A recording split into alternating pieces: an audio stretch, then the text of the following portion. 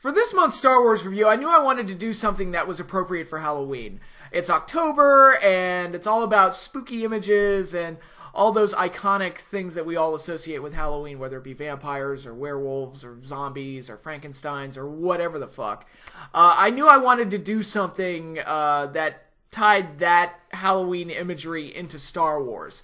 And that proved to be somewhat hard to do. I had a hard time finding something that fit.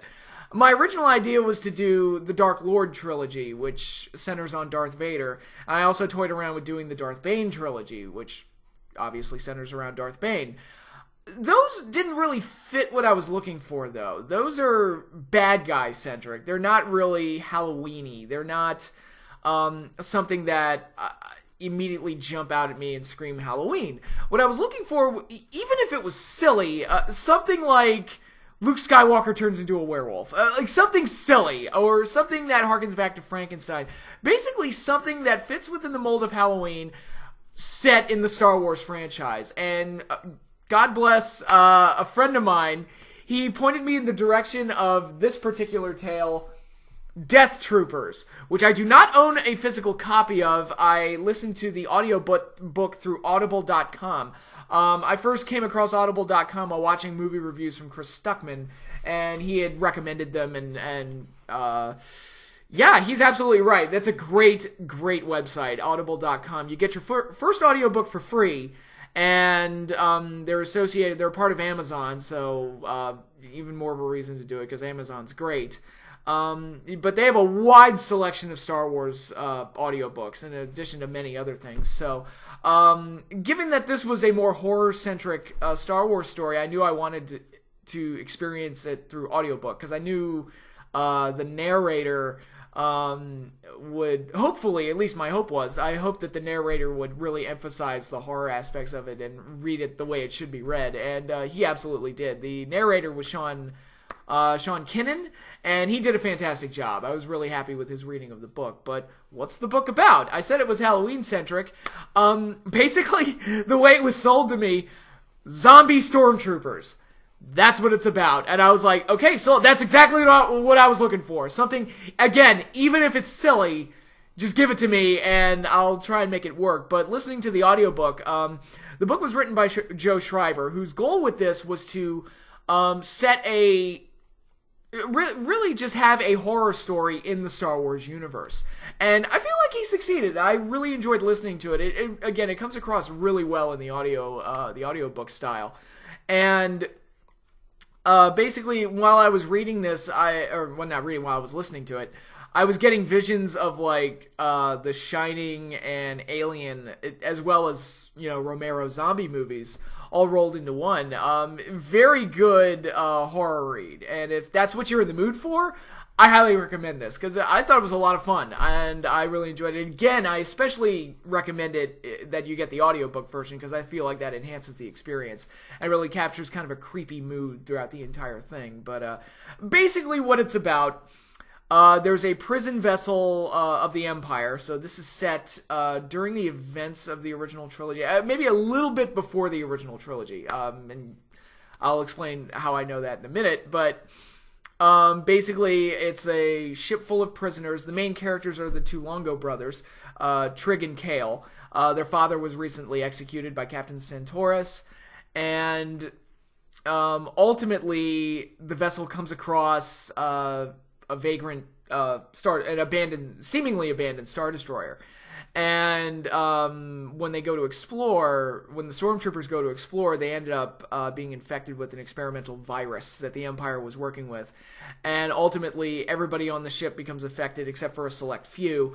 And as the virus spreads, everybody dies, and then the dead reanimates, and the remaining survivors, who include the two Longo brothers, Dr. Cody, who's the big medical expert on board the Purge, Captain Santoris himself, and then two other key prisoners also managed to survive the virus. They don't really explain how the original survivors are immune to the virus, which was a little disappointing. Not that I recall, anyway. Except for these other two, which I guess I'll spoil it right now. Han Solo and Chewbacca, who were in who were in isolation, were locked away from the virus, and ultimately were given they were given a cure to the virus by Dr. Cody, who was able to synthesize it based off her own DNA and all that other stuff. So, so yeah, we have those survivors, and on board the ship we get Han Solo and Chewbacca, which, when they were first introduced, I was a little worried, because I thought, oh man, they're going to distract from this and kind of take away from it a little bit. Also, you know they're not going to die because they're there for the original trilogy, so that was also a concern of mine, that it was going to take some of the drama out of the story. Although Chewbacca, they really put him through the ringer at one point, which was really scary. But so like, I don't like Chewbacca being abused. That kind of bothers me. But no, I didn't feel like they distracted at all. I felt like the new characters were good enough. Trig and Kale are fairly typical of what you would expect in this type of story. They're two brothers that are working together. They're orphans. And they're just trying to get off the ship any way they can. And ultimately, everybody has to come together to kind of work together and get off the ship and survive the horde of zombies that are all over the ship. And it isn't just stormtroopers either. It's also Wookiees and the various species that were held captive on board the Purge. So you get a wide variety of Star Wars zombies. It isn't just stormtroopers. And they also explain that they're learning zombies too. They aren't just the typical Romero zombies who are just walking bloodthirsty flesh eaters that have no other function other than just eating and walking. They actually learn how to shoot at some point, which that's pretty terrifying. It's like, oh man, that ain't good. Their aim's not very good, but when there's a lot of them and, you know, there are enough guns to go around, that could become problematic, to say the least. And as you would expect, a lot of the key horror tropes are there. You know, somebody gets bit and hides it until it's too late, or members of the surviving crew become infected, or you have the one scene where Trig and Han and Chewie have to walk across this very slim catwalk to avoid being devoured by the zombies below. All sorts of things like that. And so it's fairly typical of horror, but this type of stuff is never, to my knowledge, has never really been done in Star Wars. Star Wars is fairly typical in, myth and science fiction and fantasy.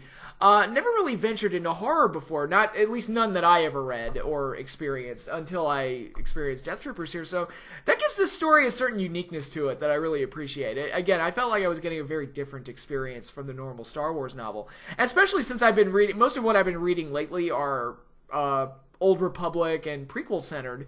And those books are structured very much like detached history lessons, which is good in its own way, but to turn around and experience something like this that's just straight up classic horror movie type of stuff, I thought was a lot of fun and really intriguing, and I really got a kick out of it. Like I said, it was completely appropriate for the month of October, so I don't want to spoil too much. Actually, I think I've already spoiled too much by revealing that Han and Chewie are in the book, but overall, if you're looking for something different and you're looking for something that's horror-centric, I think this is a good place to look. Again, I think it's a very unique piece of the Star Wars expanded universe.